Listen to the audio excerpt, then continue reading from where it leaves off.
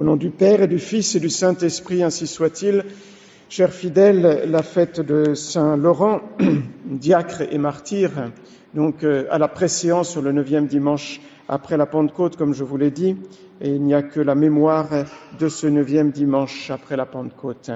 L'Espagne se vante de l'avoir vu naître, Rome d'avoir vu son martyr, et la France de l'avoir comme un de ses protecteurs et aussi de posséder une de ses reliques. Saint Laurent, diacre et martyr, eut pour parents 2 saints, Orance et Patience. Laurent, enfant, était docile. Il s'efforçait de s'exercer aux vertus chrétiennes. Il conservait de toutes ses forces la vertu de pureté. C'était un cœur généreux, intrépide. Il cultivait dans son âme un grand amour pour Jésus-Christ. Et voilà que par zèle de la foi, il voulut se rendre dans le centre de la chrétienté, à Rome. Là, les fidèles remarquèrent la haute vertu de cet étranger qui venait d'Espagne, et le pape Saint Sixte lui administra les ordres sacrés. Il l'ordonna archidiacre, c'est-à-dire chef des 7 diacres de Rome. Voilà que très jeune, il se trouve avec 2 fonctions de diacre, distribuer la communion lors des messes où il y avait affluence de fidèles, et aussi il était chargé des biens de l'Église, des vases sacrés, des ornements et de l'argent à donner aux employés de l'Église et aux pauvres de l'Église. Cela demandait beaucoup de sagesse, de vigilance, de désintéressement. Il vivait comme un pauvre, sachant combien Dieu demandera un compte exact des biens de l'Église, patrimoine du Christ et des pauvres. Et voilà que cette gestion des biens de l'Église scrupuleuse lui vaudra la palme du martyr. En effet, Valérien, devenu empereur de Rome, était d'un caractère doux, porté à la clémence. Son palais, au début de son règne, était rempli de chrétiens, jusqu'au moment où les épreuves l'accablèrent. Son empire fut assailli par l'Orient, par les barbares, et ravagé en Occident par la peste au milieu du IIIe siècle, c'était en 257.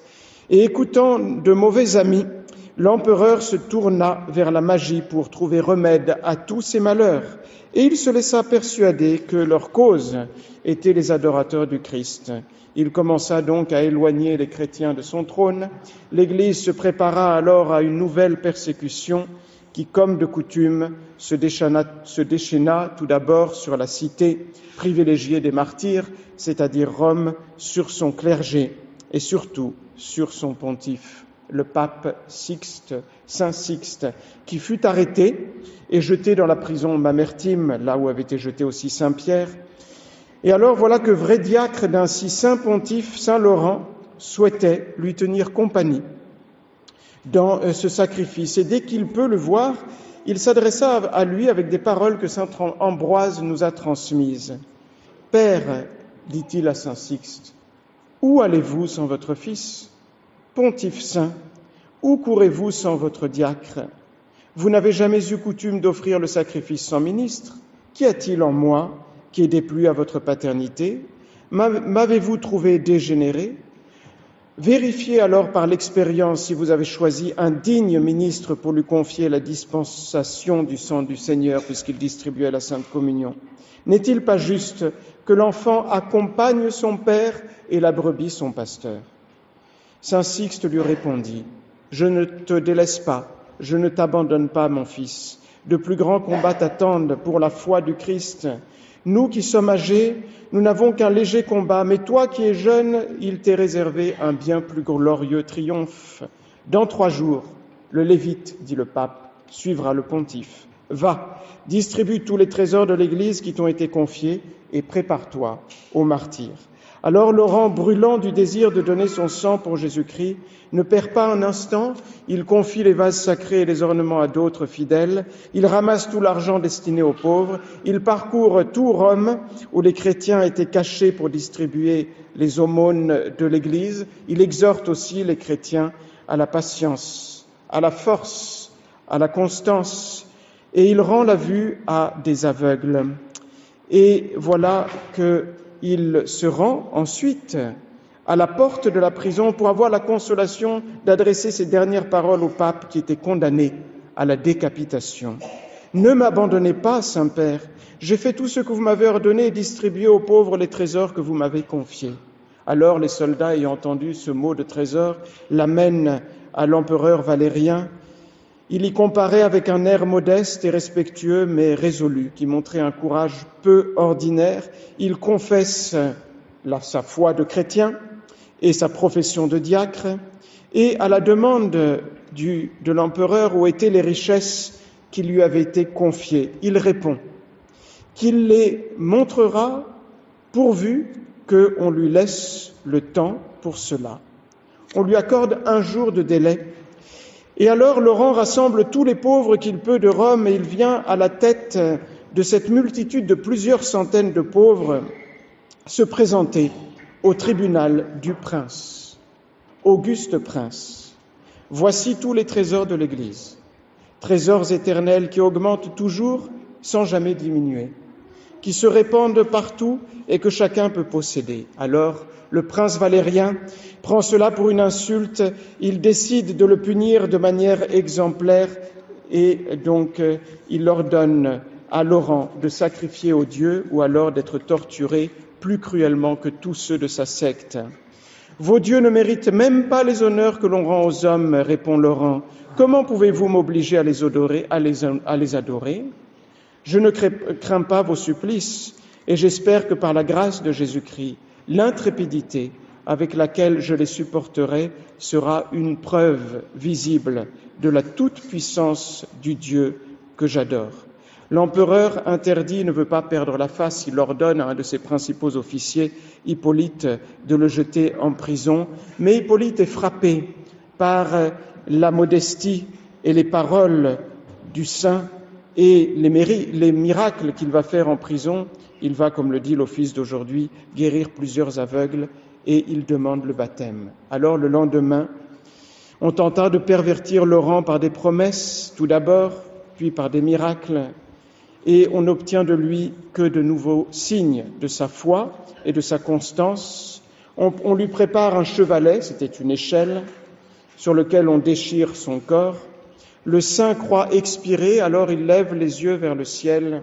Il prie le Seigneur de recevoir son âme, mais une voix descend du ciel et qui se fait entendre et lui annonce qu'il aura une victoire beaucoup plus glorieuse après de nouveaux combats. Le préfet, entendant la voix, s'écrie « Ne voyez-vous pas, Romains, que les démons viennent au secours de ce sacrilège qui ne craint ni nos dieux ni les princes ?» Alors un soldat romain voit un ange d'une grande beauté descendre du ciel et essuyer les larmes et le sang du visage et des plaies du martyr, et il se convertit. C'est Saint Romain que nous avons célébré hier. Et la joie éclate sur le visage de Saint Laurent à l'étonnement des païens. « Tu vas passer la nuit dans la torture, lui dit le juge. Jamais nuit me sera plus douce, nous rappelle aussi l'office de Saint Laurent dans sa réponse, que celle dont vous me menacez. On le frappe alors, on lui casse la mâchoire avec des pierres, terrible tourment, mais Dieu console en effet son serviteur durant cette longue nuit par de grandes consolations. Le lendemain, on le fait enfin étendre sur son lit du martyr, le gril, sous lequel on allume un petit feu de charbon pour le faire rôtir, afin de rendre sa mort plus cruelle, afin qu'elle dure plus longtemps. L'empereur l'insulte, le presse toujours de sacrifier aux dieux, et les bourreaux le piquent avec des fourches de fer, mais au milieu d'un si cruel supplice, le martyr reste tranquille, il voit le ciel, il est joyeux de souffrir pour notre Seigneur Jésus-Christ. Sache, misérable, que tes feux ne sont que du rafraîchissement pour moi, et qu'ils réserveront leur ardeur pour te brûler, toi, éternellement, sans jamais te consommer. Puis, Laurent, avec un visage rayonnant et tout éclatant de lumière, dit au bourreau, « Ne vois-tu pas que ma chair est assez rôtie de ce côté? Tourne-le donc de l'autre, et ça y est, ma chair est assez rôtie, tu peux en manger. » Il rend doucement son âme à Dieu, dans l'admiration de tous les assistants, parfois malgré eux. Saint Augustin et Saint Léon disent que Rome a été honorée par son martyr, qui est tout à fait extraordinaire, autant que par celui de Saint Étienne à Jérusalem. Et en effet, son martyr va marquer le déclin progressif du paganisme devant l'avancée du christianisme. On invoque Saint Laurent contre les incendies, aussi contre les brûlures, les maladies de peau. On le représente en dalmatique, c'est l'habit du diacre, pour les cérémonies, tenant d'une main son gril, de l'autre la palme du martyr.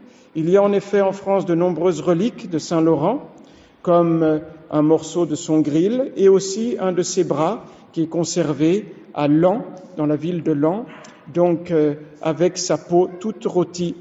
Et la piété populaire appelle les étoiles filantes que l'on voit dans cette nuit, n'est-ce pas, du 10 et autour, eh bien les larmes de Saint Laurent.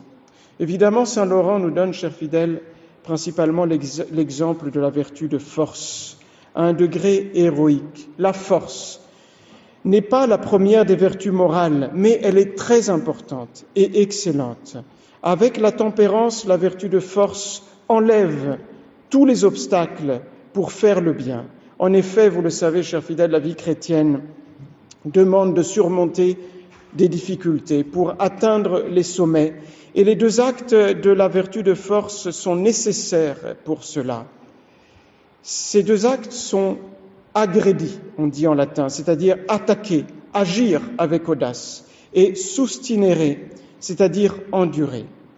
Prenons un exemple. Si vous voulez atteindre un sommet élevé et difficile, il faut vous lancer avec décision, donc détermination, courage, c'est l'agredi, il faut attaquer.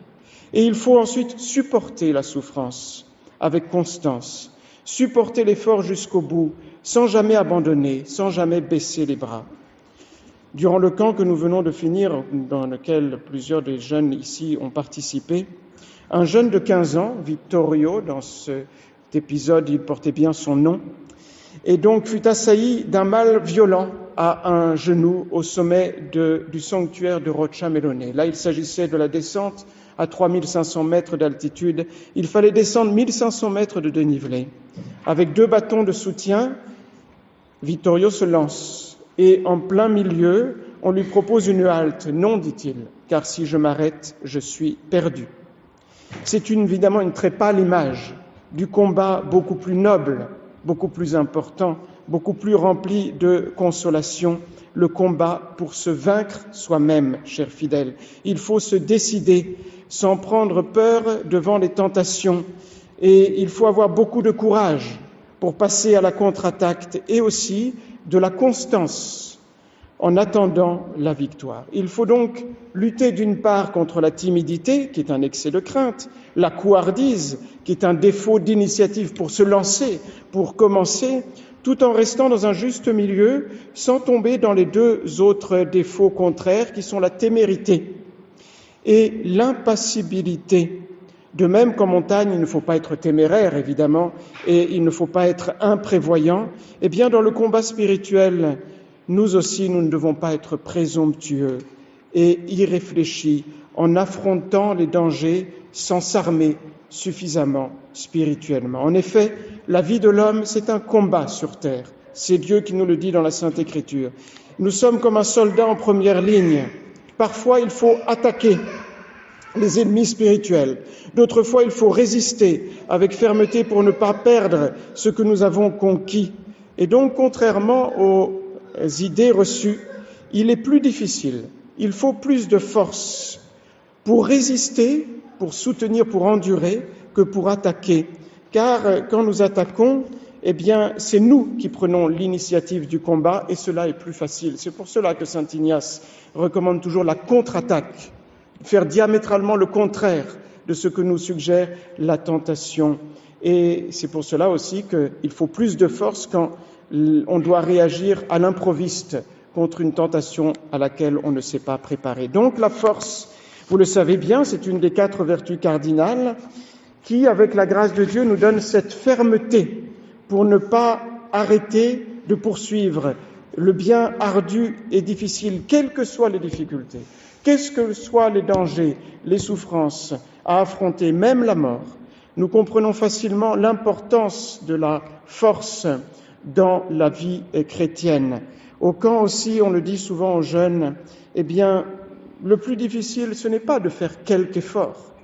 La plupart font toujours des efforts, n'est-ce pas, surtout au début, c'est de prolonger les efforts durant tout le camp, durant tous les jours, chaque jour jusqu'au bout.